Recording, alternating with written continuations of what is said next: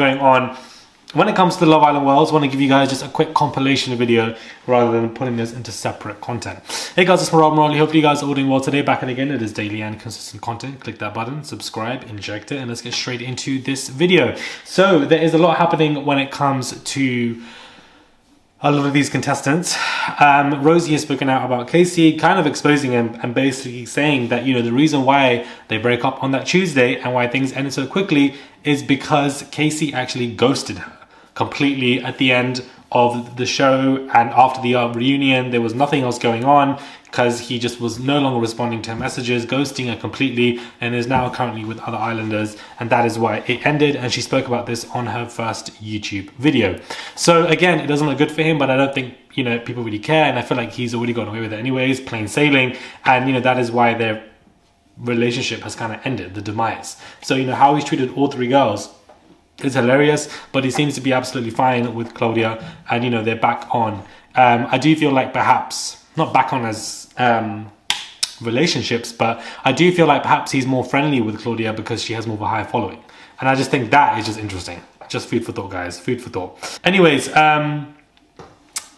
some bad news for Ekin, guys, and this whole situation with Opoli is, you know, interesting. Of course, you know, she was dropped from them within 6 months, and this is, you know, the biggest Love Island deal that an islander was actually given, and now it's, you know, claimed that she is actually planning to sue Opoli for mismanagement of funds or loss of money, and that is taking place. I don't actually believe this, because I feel like although every article is reporting on that today, I think that there's more to the story, and it doesn't make any sense to me the way it's been presented like this. Either way, it doesn't look good on Ekin's front that, you know, you are suing or a company is suing you. Either way, whichever way it is, it doesn't look good in that format. But you know, how it works with these brands is that when you are given your, you know, 6-7 figure deal and you're working with these huge companies, you don't get all the money straight away. It's not a 1 million deal and then you get their £1 million right into your bank. A lot of these deals are based on the fact that you will get $1 million if you provide us this X amount of sales, because we feel like you can bring us those sales because of the impact that you have and the relevance that you have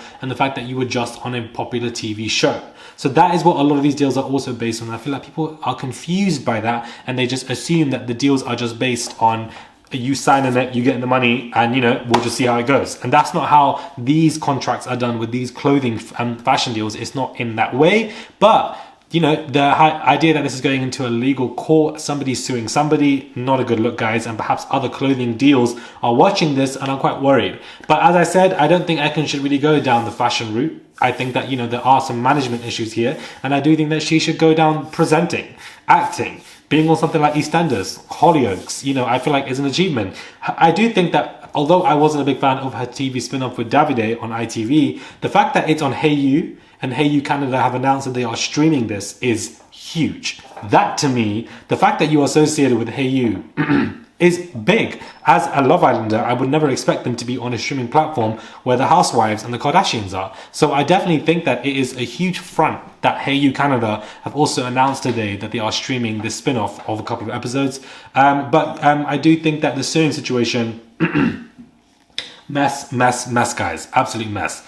We also have Olivia and Tanyel. Of course, you know, there's still beef going on there. Olivia speaking out in other places where she has said that, you know, that Tanyel has been moving very different on the outside of the villa, and she doesn't know why. Their reunion conversations were just quite, you know, awkward, simple, a dry hello and bye, and that was it, and nothing else was taking place. So, you know, clearly things are not going to, they're just not each other's girls at this point, but I feel like they're still going to be speaking about each other on interviews, because that is what they really have at this point, because there's not really much else there. And that is what I'm frustrated about when it comes to these interviews that a lot of these islanders are doing. Like, don't center the conversations on your beef with somebody else.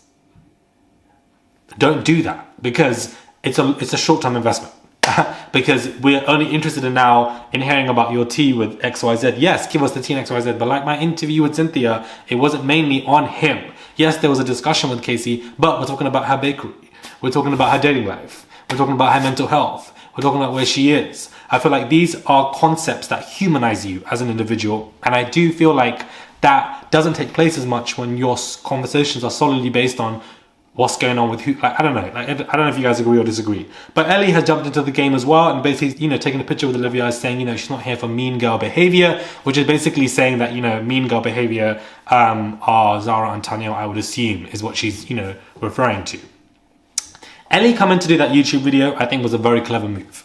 She didn't do any interviews, but she went to YouTube to do a discussion about what was missed from this show. That in itself, I think, is a very clever move because it kickstarts your YouTube career. I've been telling people that, and I say in here, and you know, some people are commenting, and maybe I'll make a separate video on this if you guys want to, and why I think it is imperative for islanders to come out of the villa and straight away jump onto YouTube. Like Ekin, they have jumped on it now, and I'm happy they have, but I wish that they jumped on it from day one of coming out, not right now, because then they would be sitting on a lot more subscribers. But I think what Ellie did was very clever. She did very well with that. However, I do think that, again, it's a short-term investment where it's an issue here, because the video did great because it was your first video about Love Island juicy gossip, but then what are your other videos going to be about? Not now, but in the next 6 months. There's no consistency there now. You do one, the Islanders do one crazy big video about what happened on Love Island, and then they just disappear. Or then they do something else in 3-4 weeks after. They don't keep that consistency up. They want to stay on TikTok. TikTok is great for just exposure, and that is it. Whereas YouTube is an entirely different platform that a lot of people sleep on, and it's an absolute shame that people sleep on YouTube. I don't know why, but maybe I'll do a video to explain why you shouldn't. But I think what Ellie did was clever by jumping onto YouTube because it kickstarts the career on here, but you need to continue, and she has not done that, unfortunately, and I don't know why, but I do feel like she should have continued with at least 3 to 4 videos that same week of anything else after that big video. Don't ghost for 2-3 weeks, because then the algorithm F's you up if you're not consistent with something for, you know, for a while. It takes a while to get back on. Articles are saying online that apparently Jordan said to one of the people online somewhere that Zara admitted to faking the relationship, and that was an agreement rather than an actual relationship. That does seem believable to me based on how it went down, but maybe it wasn't. But basically that's what people are saying. Articles have picked it up. And that's what it can look like, where, you know, it could be a fake relationship between people, and that, you know, it was rather much of an agreement to, you know, whatever. And listen, I can't blame both of these parties if they want to do some kind of agreement for relevancy. The game is the game. Play the damn game. Just make sure it doesn't look fake, but play it in any kind of way, because you kind of need to in order to remain relevant, because it's very difficult coming off a season, which, you know, I don't think anybody's going to be that successful, to be honest with you. It's going to be quite difficult because the last Love Island winter was bigger than this, and I don't remember anyone apart from like 2 people. So, you know, it's very interesting, this game, and I feel like they have to work. They've got 8 weeks, so we'll just see whether that's true or, you know, false. But speaking of Jessie and Will, Jessie is on the, I wasn't speaking of them, but the way she's on the way to 1 million very quickly, I find that to be interesting. And also, if you notice, you know, they're posting every day. Jessie is posting every single damn day. As soon as she got in the village, this girl ain't playing. And, you know, she clearly wants a career out of this, and she's working.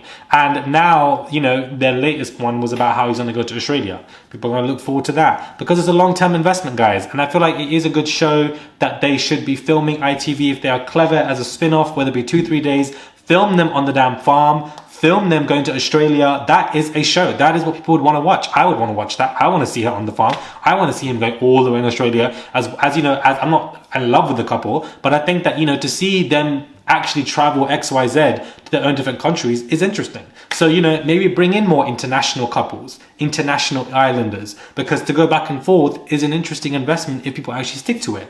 So, you know, food for thought. I wanted to give you guys just a Love Island Jumbo video for, you know, I love giving you guys a Love Island Jumbo video for a Sunday. Grab your tea, grab your coffee, and just chill and just watch this entire video of all the hot topics that I've just put in there, so you guys can definitely catch up with what is going on. Shauna's pregnant as well, and of course she's about to give birth. So it's interesting because when you get pregnant, your engagement goes through the roof. So, you know, these islanders, whoever do get pregnant, like Lauren as well from season 4, you know, you all benefit from it. So I just think that is just very interesting. You know, have a family, you know, get married, have a baby. It's interesting how engagement plays like that. Anyways, let me know your thoughts are when it comes to this quick jumbo video, whether you guys agree or disagree with these hot topics, and I'll catch you guys soon for another review.